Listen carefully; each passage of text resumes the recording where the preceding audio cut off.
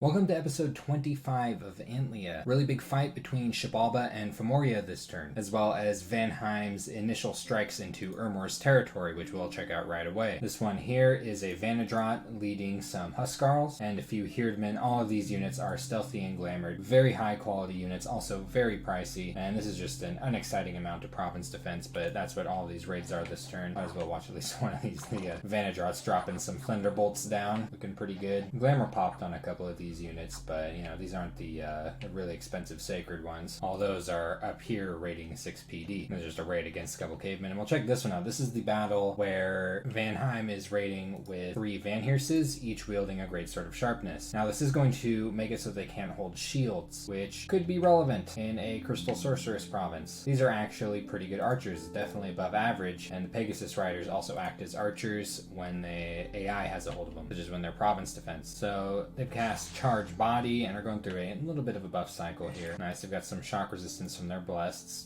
Definitely relevant when you cast Charge Body on yourself. Their Glamour gets popped by arrows. That's part of not having shields. This one got hit really badly, taking an affliction in the process, but in this version of the battle, they are able to cut through the rest of these archers without incident. We'll see that it was in fact dangerous, and in the original battle, one of the Vanheerses actually died. So I'm not so sure about using Great Swords of Sharpness with these. Like, sure, it hits hard and is armor piercing, but it's not really giving a Vanheerse that much more when it comes to raiding province defense as the lance that is already holding. Like, this is something that you'd want to employ against thugs, something that you really want to get through their armor and hit really hard, not so much lots of targets that would just die to this thing's lance anyway. And then when he doesn't have a shield, he's a lot more susceptible to arrow fire, which is shown in the results of this battle. Yomi's reconquering some of his land, and he's just getting attacked by everything here. Barbarians are jumping on him, Vine Men are attacking him, and they ate an entire village. That sucks. Let's check out these battles here. So, big old group of barbs. He does actually have an Augur Elder here. Hopefully he's scripted it to retreat. We will see in a moment. Nope, it's just casting Twist Fate, Fireball, yeah. So that's not good. Bonk. Loses an Augur Elder to that along with the province. However, here he happened to have a decent little army hanging out. Oh, this Woodhenge Druid had aspirations of a territory of his own. Even got a Vine Ogre going. Must have been feeling pretty good about how do you do that as just a Nature 1 mage. Maybe he had help. Pretty suspicious. Man, these things just died. No! Oh, I like that guy. No, that one wasn't a problem. And now Ermor's got quite the conundrum on his hands. He is continuing to press his attack in Yomi's territory. Look at this guy sitting way back here. That's funny. He's moving a little army here, I guess in hopes of intercepting Vanheim. Would be interesting to see this go up against some Vanheers. Still not scripted. He's not even H3 Priest is scripted here. Now, he is moving some units over, I think maybe thinking about hitting Vanheim's rear. Like, he could of course have done that in this turn from Lavendel on here, so I'm really not quite sure. We're just gonna have to wait and see what's going on here. Oof, that does suck over there. If he was moving his Augur Elder, that would have been a problem. His Augur Elder was just standing here doing nothing last turn. Katis has received a message from Yomi. He was wishing him luck, throwing him a Clam of Pearls, which is a really nice item that grants 2 temporary Astral Pearls during battle. Katis hit Alteration 4 and 2 levels of construction all in one turn. And we'll go ahead and check out the more interesting of these battles. This here is Katis trying to push off Agartha's sieging force. This Agartha's sieging force is just some barbarians. It should not be a problem. This is a lot of undead units right here. He manages to achieve it while losing only a single long dead horseman. And this is pretty sweet right here. Not a whole lot of PD here, but Agartha is employing her Pretender as a super combatant. Well, I guess she doesn't really have the research paths yet to quite call it such, but that definitely seems to be the end game with this thing. Definitely capable of being SC tier with these paths. So let's watch it in action here. It summons Earth Power. I think it's Reinvigoration up to 10. Iron Skin, protection of 33. Fire Shield, so it's doing 10 armor piercing damage to things that attack it. Legions of Steel, boosting its protection even more. And Flight, so it can fly now. Let's see where it's flying off to. Boom, right to the back. Doesn't kill the commander right away, so ends up having to fight all this stuff.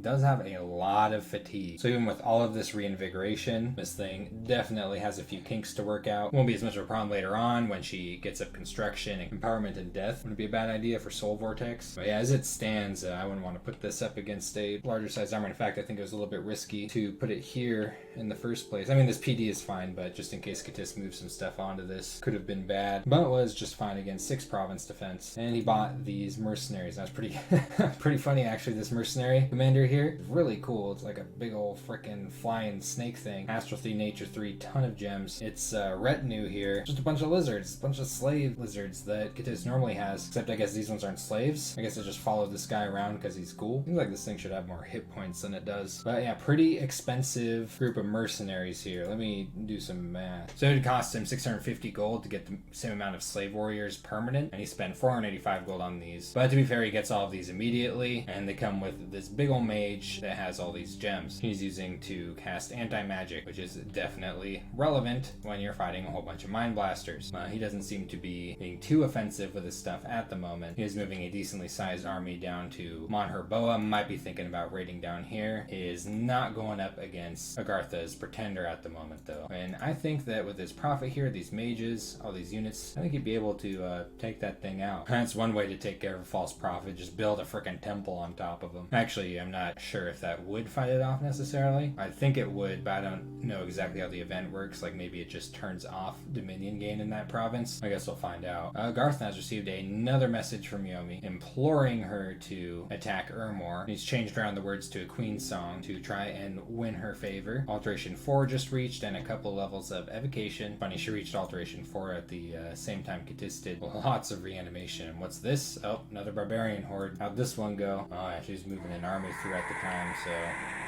mind blasting galore. Barbarians didn't stand a chance.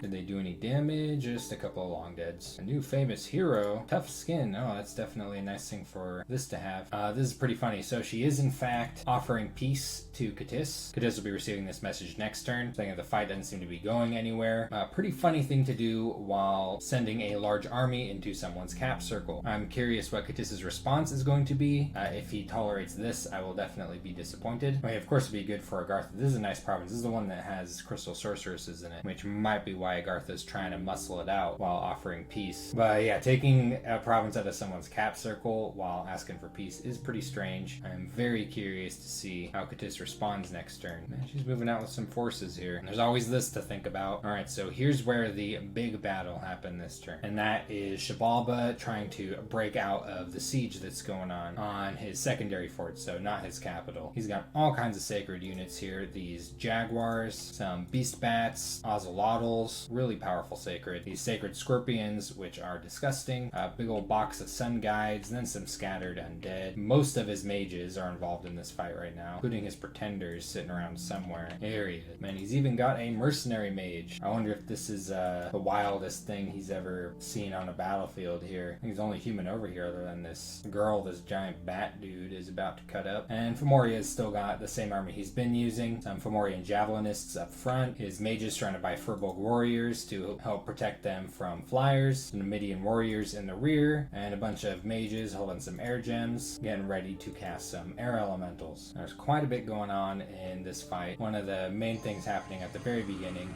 are these lesser air elementals that are coming out. These are going to fly up and tie up Shabbaba's units a decent amount. You can see them coming down over here. Really strong against these scorpions, but they're getting protected by the larger scorpions and all that. Those flying units came down and decimated that one. These jaguars are mostly splatting on the front lines, but now it's not looking so good for Moriah. There's just way too many sacred units here that are way too powerful. These sun guides, though, are getting wiped out. Really not that powerful with this bless, or just in general. They're just too weak. They don't have enough hit points. Splat like flying. These ocelotls are a different story, though, especially with the regeneration and blood bond that's happening over here. All of these units are very, very hard to kill. The beast bats, the ocelotls, the sacred scorpions, and they are just chewing through these lines while sending their HP damage backward into other sacred units who then regenerate it. So you see, like, this sacred scorpion right on the front lines doesn't have any damage on him at all. And now Moriah Moriah is in full-blown rout. Got his Fomorian king, unfortunately asleep on the front lines. Now he does have an elixir of life. This isn't like Twiceborn or immortality or anything like that. It's just a bottle with a second life in it. So let's see, when he dies, which I think just happened. Yep, bottle's gone, but then he just pops right back up right there. Still there with his fatigue cleaned off, but all of his wounds intact, unless he like just gained them in the barrage of hits. I'm actually not sure if elixir of life heals wounds or not. I would imagine it does not. But now he's got 49 hit points to spare. Is that enough? No. See if the rest of the Numidians are able to get away. Youch. Yeah, all these things are regenerating. This one's on fire. That's regenerating more than it's taken from the fire damage. So yeah, Shabbaba did manage to push Moriah off of this fort, and in the process killed 2 Numidian sorceresses, a Fomorian king. That hurts. Those are both capital only mages. These Numidian warriors are also capital only. A lot of units lost here for Moriah. Oh, he lost another Numidian sorceress too in the retreat. This was very costly for Shabbaba though. While he did manage to keep hold of all of his mages and a good portion of his units, none of his sacred scorpions died. Most of his Lazalotls survived, as well as his beast bats. He did lose most of his jaguars, all of his sun guides, and a lot of surrounding units. Now the problem for Shabbaba here is that he is nowhere near as capable as Fomoriah of replacing his losses. Like, yeah, the Fomorian king and the Numidian sorceresses, that really hurts, but he can just keep on spitting out mages and units with his big piles of gold and not care as much. Whereas Shabbaba is really hurting for gold. It's nowhere near as easy for him to rebuild from his losses as just a failed Blackhawk raid. Now Moriah did just reach Evocation 4. He has Thunderstrike now. Still has some researching to do before he reaches Storm, probably in a few turns here. And then he's going to be a whole lot scarier. I do believe Shabbaba does have some shock resistance on his units, but those Thunderstrikes should still be able to rip through. I mean, just look at this spell here. 26 plus shock damage in a area of effect 1. So that's going to still hit pretty hard against smaller amounts of shock resistance. Definitely be enough to wipe out his less hardy sacred units. Still not so sure about those scorpions. Moriah has a lot of gems. He just doesn't have the research to be able to spend them well. And I guess he doesn't have a very heavy bless, so using his Fomorian kings as SCs isn't quite as attractive, and he hasn't even researched any construction to that end. But yeah, lots of death gems. I hope he starts using them soon. He's retreating back in the direction of his capital, licking his wounds, and we'll have to see what his response is to losing just about his entire armed forces in that turn. But Vanheim has received a message from Yomi. Yomi's offering to forge some items for Vanheim's Van Jarls, do some trading there. I was also just wondering about the attack, which has in fact happened this turn, and finally getting some of those blood slaves. And it took Vanheim so long to get blood slaves, and he's making sanguine dowsing rods now to make it easier. Girdles of might and lightning spears. What is he sitting at?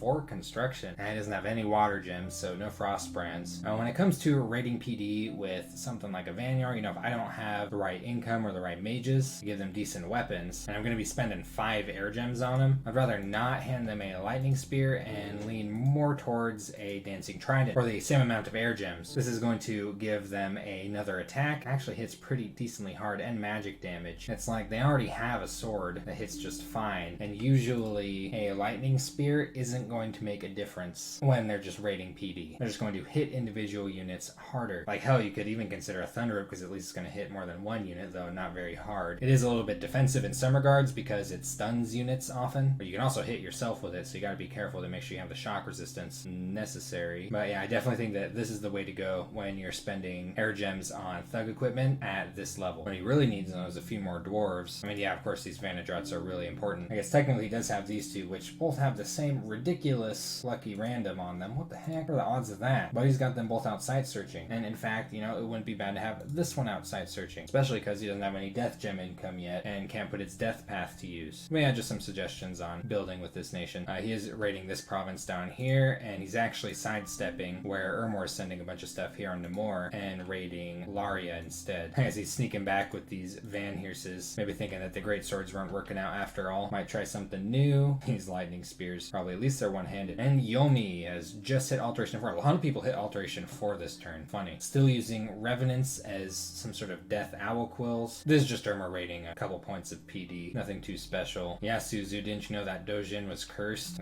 idiot, making a bunch of lightning rods, so I imagine he's thinking about getting these death air random sorcerers to start building some corpse constructs. But yeah, so far Vanheim's invasion hasn't changed a whole lot about what Ermor's doing over here. Of course Ermor is going to have to respond to it, but all of these armies do still seem to be trained on Yomi, so that is something that he's going to have to put up with. Looks like he's bringing most of his stuff back to his capital and just crashing his pretender into Ermor's armies over and over again. You know, if he takes out Ermor's commanders, which Ermor is not using very defensively against flying attack rear commands, it is well worth it to keep crashing his pretender into Ermor's stuff. Now, Yomi's still definitely in a very precarious situation as far as a recovery standpoint goes, but I'm thinking with Vanheim entering this war the way he is, I have a feeling at this point that Yomi's going to stabilize, but a huge part of that is Ermor's scripting. I'm just not sure if it's going to cut the mustard against Yomi's use of flying. And Shabbaba has had a victory this turn. Oh, here comes the barbarians, right when he thought everything was fine. There's a good chance this is going to get sieged once barbarians attack, unless he starts patrolling things outside of it, which is annoying, because I don't think he's going to be spending